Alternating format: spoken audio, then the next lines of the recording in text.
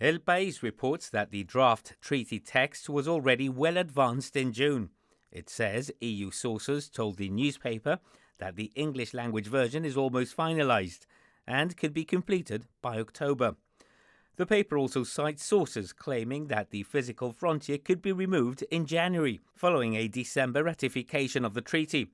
But the European Commission has reportedly cautioned that this timeline may be overly optimistic, with Spain still needing to resolve legal loose ends, some of which could be challenged by MEPs ahead of a final vote.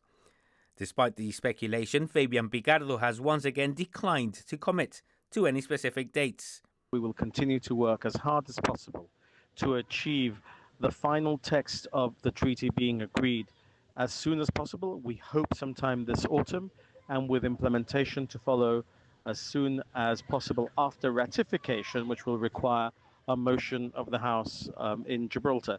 We have not said anything in Spain. We have not already said in Gibraltar. We have not adopted any specific timetable at this stage. And while all work related to the treaty appears to be entering the final phase, a separate development could have an immediate impact here at our frontier. In October, the European Union will be rolling out the new entry-exit system. It's still unknown whether that will apply at the Gibraltar frontier. Spain has already invested and installed that new equipment, so it seems the countdown has already begun. The EU's new entry-exit system is set to launch from October the 12th, requiring biometric checks, including fingerprints and facial scans, for non-EU nationals entering the Schengen area. It will replace passport stamping and enforce a 90-day limit within any 180-day period. New EES equipment has already been installed at the Spanish side of the frontier, but there has been no confirmation yet on whether the system will go live here on day one.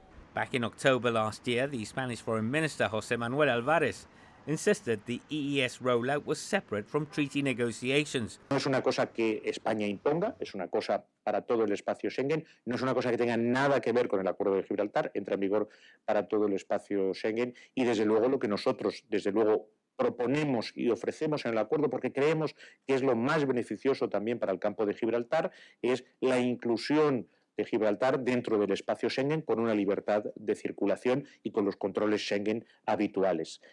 He said the system would be implemented at Gibraltar.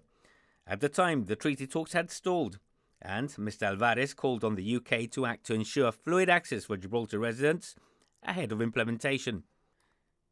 The Gibraltar government says the new system is an EU border management measure and that any decision on its application at the frontier lies entirely with the European Union and Spain. The government says that with no confirmed timeline and the treaty expected to remove immigration checks at the land border, it believes there's logic in maintaining bridging measures until the treaty takes effect.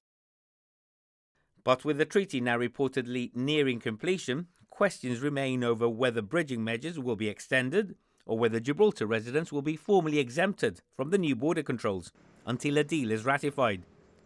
With the new entry-exit system about to come into effect, and all that attention now on the drafting of that treaty text, the big question remains: will Gibraltar's new political agreement be worked to coincide, to align with the logistics of the reality right here on the ground?